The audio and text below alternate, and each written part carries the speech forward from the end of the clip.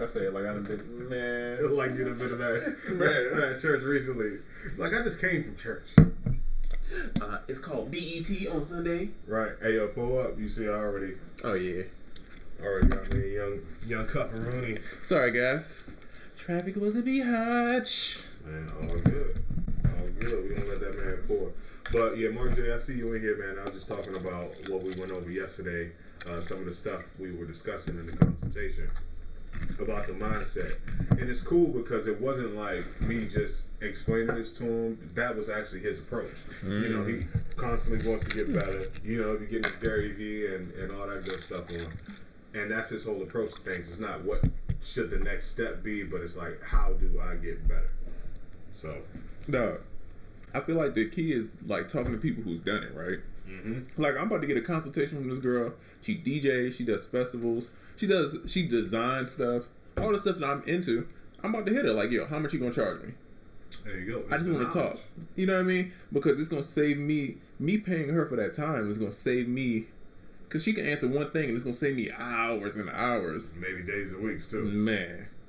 Straight up. Hey, shout out to Mark J, man. Getting in. Yeah. But yeah, it's all about the mindset, man. You gotta have use your head for more than a hat rack and you'll be good to go.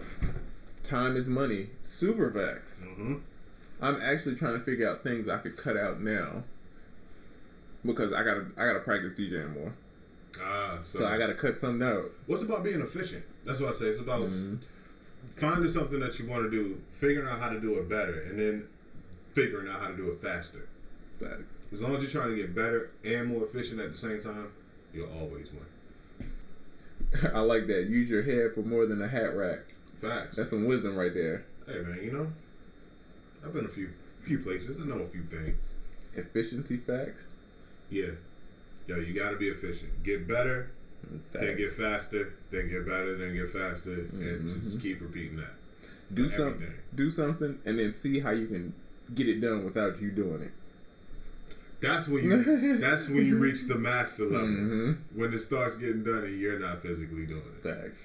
But by then you've already had the system of getting better, getting faster, back and forth. So, bro, life is about systems. I'm realizing. That's my favorite word of this year. I probably use that word more than anything. I know you tired of me saying that word. Every time I talk to Triz, I'm like, system. Gotta get the system better. It's all about the system. Oracle put me on the system game. He's kind of who introduced me to this, and now I feel like I'm obsessive about it. Like all I do is like organize and like right. But I mean everything in life. From even me having a daughter now, I couldn't get her to go to sleep. We was having issues. We figured out a system. So now you're like Temper Peter. You got a sleep system. Man, sleep system. Nice. Young chamomile tea. You know what I mean? Young sleepy time. Really? So you know what I mean? It's a system for everything, man. So for making beats. Gotta have a system, and not just for making them. How you getting them out? Who you sending them to? Right. You know what I mean? You gotta be efficient with it. Right. The system gotta go from conception to delivery. Facts. Young Mike Lowry. Young sample flipper. He says, "What up? Speak on Metro Boomin's Twitter rant about APG." Oh man, would you like to start? Oh man, what do you think? Everything he said was very true. Basically, so what Metro Boomin is saying is he doesn't really like APG. If you don't know what APG is, it's I guess a publishing company would say run by Mike Karen. They have a very weird way of producing records. So basically, if you're on Atlantic Records, you're probably getting records from APG because they're kind of intertwined. Right. They go off of this formula of I'm just gonna take stuff that works from other things. And it's always got to be up tempo. Oh yeah. And it's just a bunch of remakes. It's the Mike Karen system. And it's gonna be 20 producers on one song. Oh yeah. Yep. And Metro was like, basically, how are people in the office telling me how to make beats? He's a guy who makes hits all the time, and they're trying to tell him how to make a hit. It doesn't make sense. You get what I'm saying? See, they're going with the old system, but they're not adapting. They don't understand. I really feel like, and I talk about this all the time with my friends, I feel like it's a real big divide in the older music business and the newer music business. Yeah. And they don't understand that old shit doesn't work no more. It's not clicking no more. But how is that? Because they can see the new shit is work. I mean, I guess the old shit they already got in place and they know how to get their bread off of it. But they see the new shit is working, cuz. I just think that they think that this is a fad and it's just gonna it's gonna go back to this eventually. And they don't understand that you take part of the old music business and then you take the new stuff and you put it together, and that's how you win. I mean, history repeats itself. If you look at history, it's always been like that. But yeah. Everybody joined in on that joint too. Like, I seen Justice League comment about it. Mike Will. I think Nicki Minaj retweeted the joint. That's real. It's super real. It's a real statement, man. I feel like these old dinosaurs are gonna get out of here eventually. Yeah, they're gonna die off. Yeah. Everything's gonna die off. It's such an old way of thinking, man. Let these young people, dog. I feel like I'm older, and I feel like I'm young. I'm older in the music game. Right. Because I remember being in the studio and they were like, yo, you're only 19, 20? Like, that's crazy. Now I'm a little bit older. I've been around a little bit more. I feel like we're the people my age and, like, you know, that's been through it. Now we're taking over. Right. We're the people who run it. But it's a fight. It's a fight with the older generation. Exactly. And I just feel like the people who are winning, like Pharrell always listens to the youth. Right. He always goes to whoever's new and dope. I'm sure Pharrell ain't even charging half these people. What he could. But what's crazy is the older people, they were like the newer people, but they seen that they forgot. Exactly. They forgot it was all about, a revolution and fighting against the system and all that. And now that they are the system, they're like, I don't understand what the hell is going on. I gotta keep eating. I'm like, dog, that's how you got here. Exactly. Straight up. Question: what's the value of giving to the community, specifically outside of pass through revenue streams? Philanthropy speaking. Well, other than making you a more developed person. See, the thing is, if you have a part of your life where you're giving and you're adding value, once again, I talk about that confidence thing. It makes you feel good. You go back and you start doing more.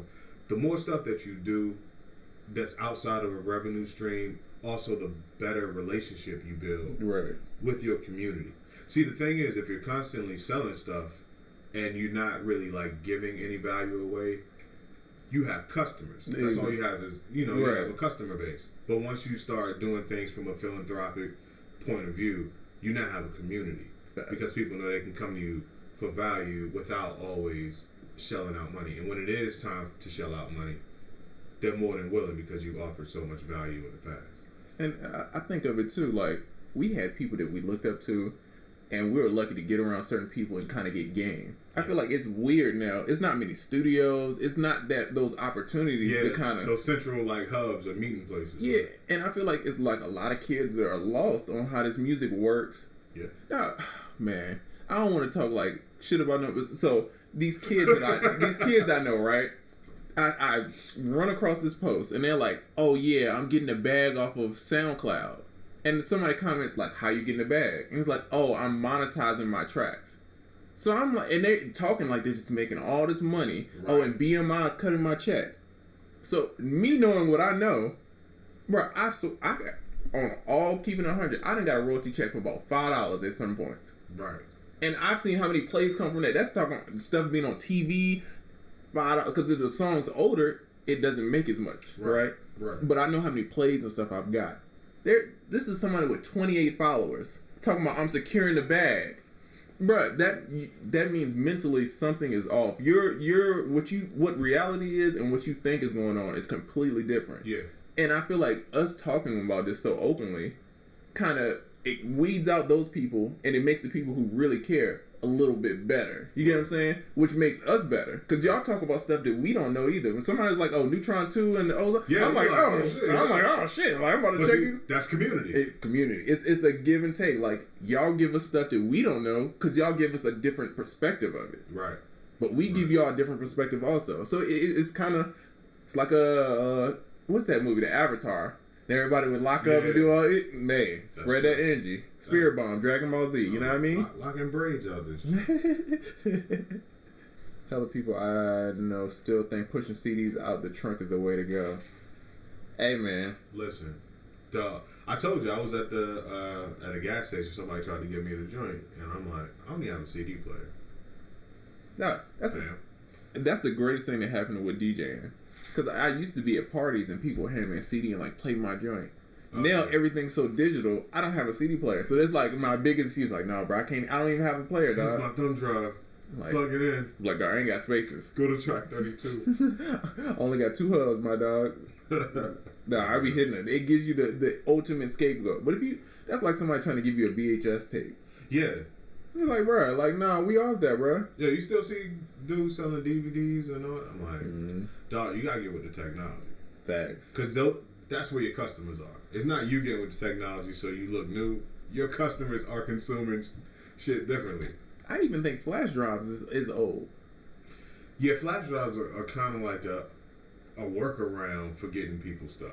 It's better, but it's still not, like, dog, I couldn't tell you the last time I used a flash drive. Me either. It's probably been about a year or two I've even touched a flash drive. Yeah. Every now and again I'll be in a session or something and I might be like, yeah, gotta give you this. But other than that, man, AirDrop changed all that. That is the one thing I love about Mac that PC does not have. I don't have nothing like that. I'm gonna search for an alternative this week. It gotta be something. There's gotta be something. That's one of the things that's on. I got that list of stuff to research. It's on that list. Facts. Higher order thinking skills. Take the old synthesis and make it new. Facts, bruh. Yep. Facts. All be like music itself and be timeless and ageless. Facts. There you go. Yo, if you know the past and apply it to what you know about the present, that's how you make the future. I'm telling you, the key, and I guess that's the message for today, is why stuff works rather than exactly the steps. Right. That's because things change so much that thinking that way will fuck you up every time. Like, you put me in any DAW. Even if you put me in Reason. I fucking hate Reason. But I can make 20 beats in Reason right now. No question. Because I know what record. I know how to loop. Quantize. I know how to quantize. That's all I need to know. I can figure the rest out. Yep. You know what I mean? Know why you're doing stuff. Why this does this. Ask a bunch of questions, man. Find people who are doing the thing you want to do. Right. And try to figure out everything you can. It's like if you were old school, like back in the day, you had a label, you rapped a van. You remember the rap van? Oh, yeah. Had a rap van in the Okay, those days are gone. But if you know the reason why you rapped a van in your city, what is the equivalent to that now? That's the thinking. And then you'll know what to do. You won't be going out trying to buy a damn Dodge Astro Star and rap it. What is your advice for someone who literally just started, by the way, been trapping to his fire? And this is Chief Ree? Okay. My first advice to anybody just starting out is develop your own sound. Facts. That should be one of your main goals. It might not be the first step to what you do, but that should be one of your first and primary goals that never goes away. Having your own sound. And I gave that advice out. Like 5 people asked me that over the trip. Same thing. I just started. What's your advice? That was my advice to all of them. That's where I started, and it paid off. My advice is, what does Gary Vee say? Like macro action, micro patience? Macro slow, micro fast, or macro yeah, slow, I keep getting confused. But basically what he's saying is be patient in the results area, but be impatient in your action. So make a lot of music. Make as much music as you can. But don't expect to get on Drake's project. Right. I've literally been doing this over 10 years now. But I say 10 years, I've been in Atlanta 10 years. And since I've been in Atlanta, I've been trying to do this professionally. So that's when you've even doing it a little bit before, like learning. I just turned 30. I've been making beats since I was 15. Mm-hmm. You know what I'm saying? It took me 10 years to even get to this point where I'm finally like, okay, I can see it. I'm close to it. Right. And I'm still not even there. I see it now. Now I'm like, oh, this is how you make these plays. This is how you do it. Exactly. I had that confidence of like, oh, I'm not stressed about this no more. Because it was a talent there. Exactly. And you think, oh, I got the talent. I'm cool. Like, this person might be whack, in my opinion. This person might be whack. Mm-hmm. I'm way better than these people, so I'm going to be the winner. Right. It doesn't work like that. No. Those people will succeed way before you do once they figure out all the other stuff. Because it's the other stuff that matters. The talent is what you get to show people when you're doing all the other stuff right. Being able to show people how talented you are and to get them hooked on what you can do is really a privilege. Because it's mad shit you have to do to get on a platform where enough people can even look at you to evaluate your talent. Facts. So, hey, enjoy this right now. Be patient, man. don't pressure yourself to be like, oh, sign this or do this. Enjoy it, man. The best times I had in my life was sitting at my homeboy's house making beats that were terrible or really weird. I mean, if you look back at them now, they were terrible. Right. But I had the most fun trying to figure it out. Fun. Yeah.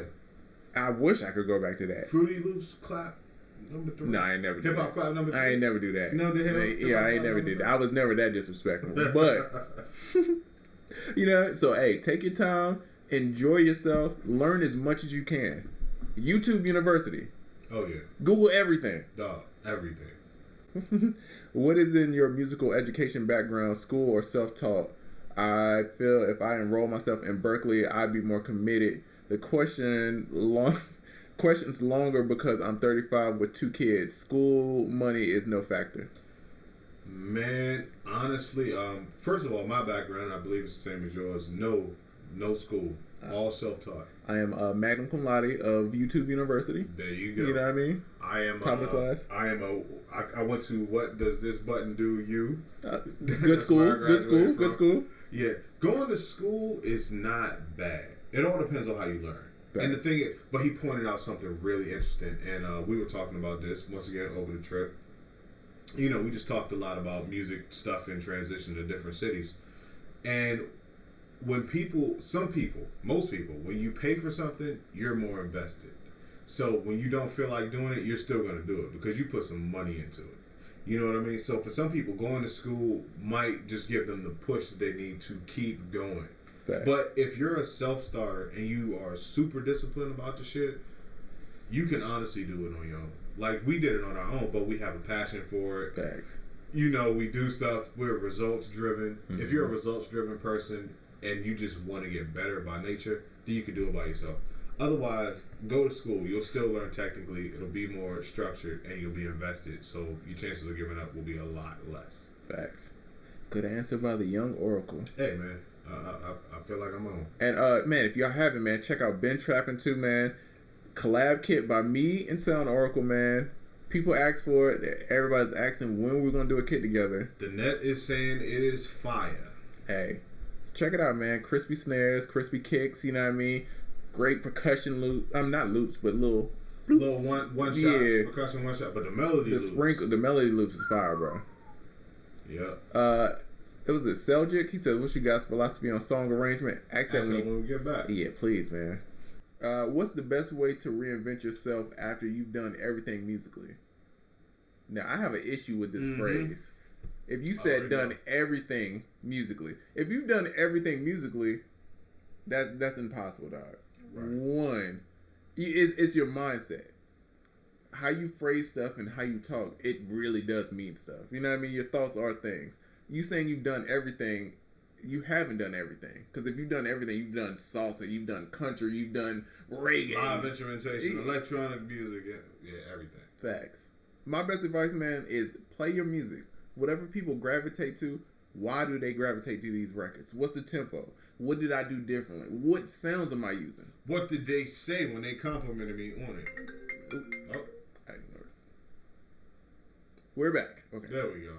Damn phone call. People know not to call me During Fridays between 4 and 6. Come on, man. Facts. But yeah, you can research why people like your stuff, and then do more of that stuff, and cancel out the stuff they don't like. Right. And in addition, find out why they like other stuff. Facts. And then maybe incorporate a little bit of that stuff into what you're doing. Facts. Easiest way to. We just gave them a whole blueprint. Systems. Systems. What is your music production system? What is your workflow? What production problems do you have most often, and how do you solve them? Was that all one question? That was all one question. Wow. Maybe we can answer some of that. What was the first part of that? The first part was, what is your music production system? That's too intricate to really even answer. What is your workflow?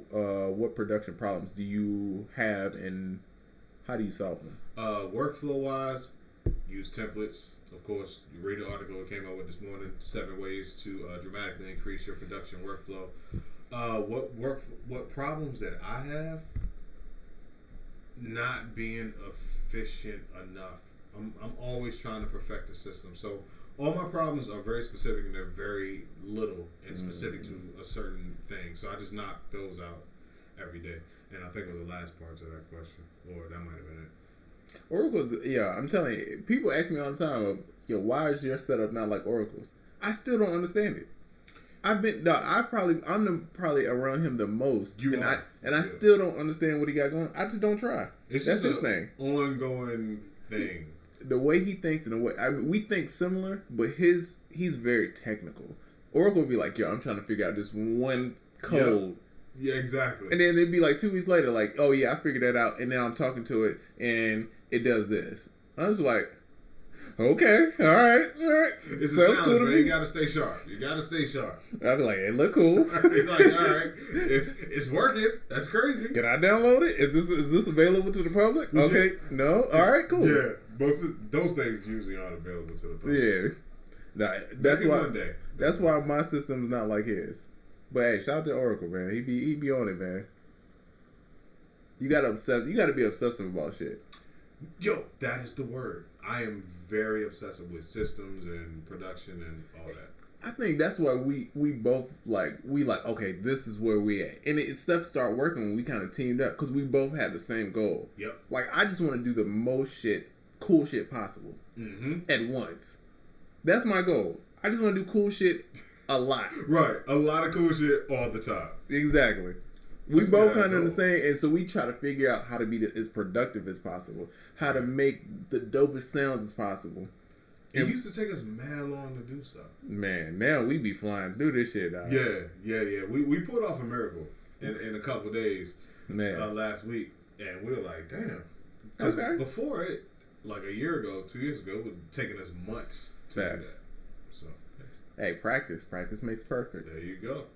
I'm pulling up on the studio to get your beats heard method dead. It's pulling up. Okay, so basically, it's pulling up to the studio to get your beats heard method dead. I don't know if it's dead, but I say it's always still an option. If you have access to a studio that you can get to, and somebody in there might be able to make a difference. I wouldn't put all my eggs in that basket anymore, which I did before because I didn't have any other options. But I wouldn't take it off the table. So we were talking about the why method, right? And you applying something that worked back in the day to something now, right? Right. So my advice to you would be, okay, I don't think people are just gonna let you in the studio like that because it's a different vibe now. If you got studio time, it's private because studios are a luxury thing. I feel like because everybody can record at their house.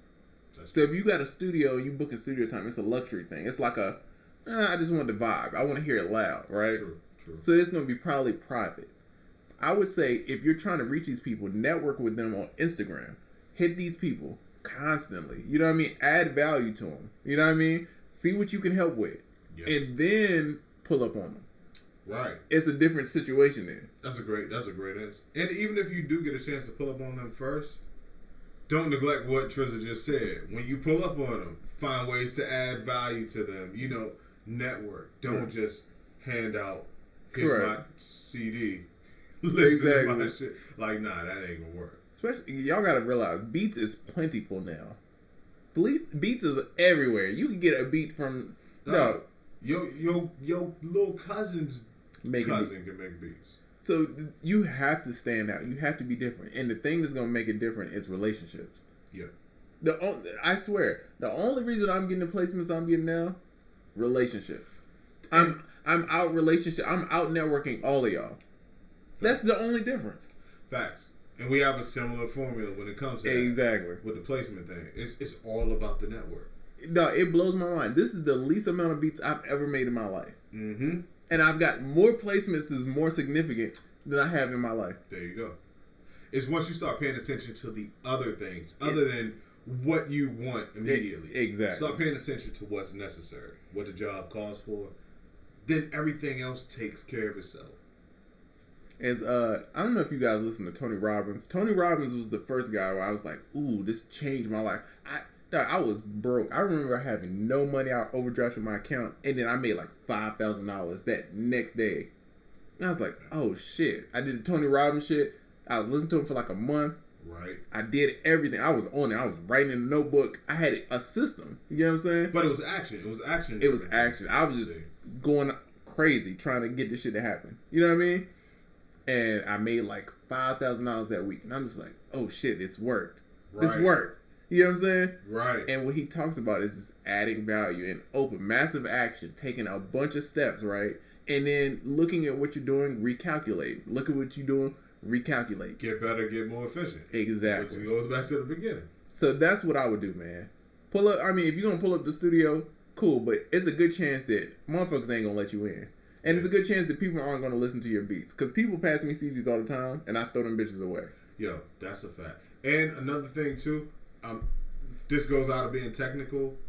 It depends on your personality. Facts. When I was doing it, I had the type of personality that eventually people let me in.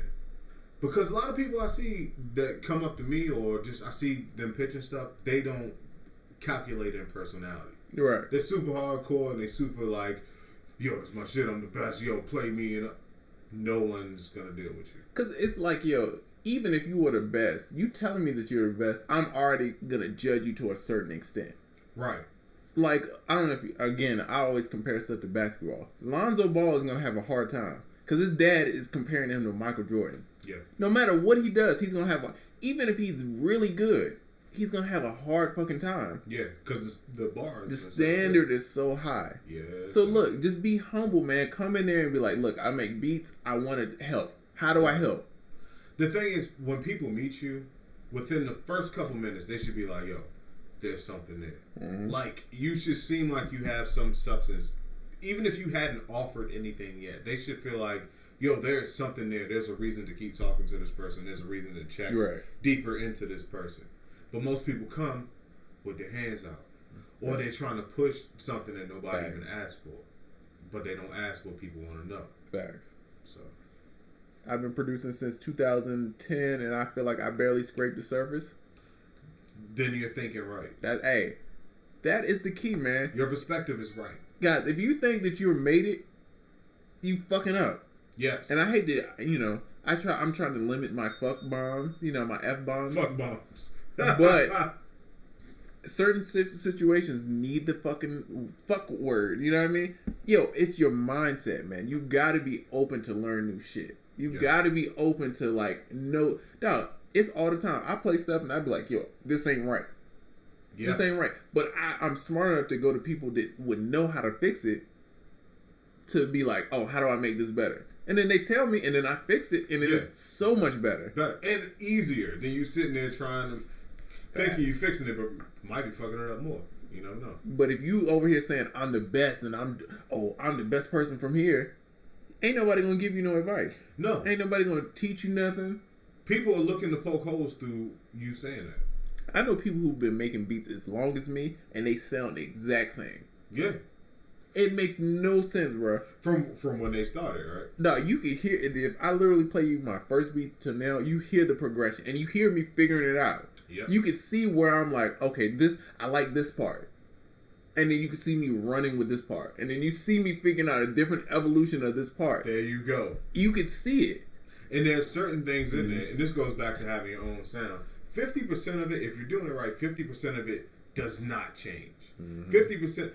You heard some of my beats from I played you some beats from 10 years ago. No, and it's but you're like, I get you did it. I get why. Yeah, but then the rest of it is totally different. Fact. That's what it is. Because I get what you're going for. I get your end result. I get what the sound Oracle sound is supposed to be. Well, that's the vision. Exactly. That's you having the vision and stuff. Yeah, exactly.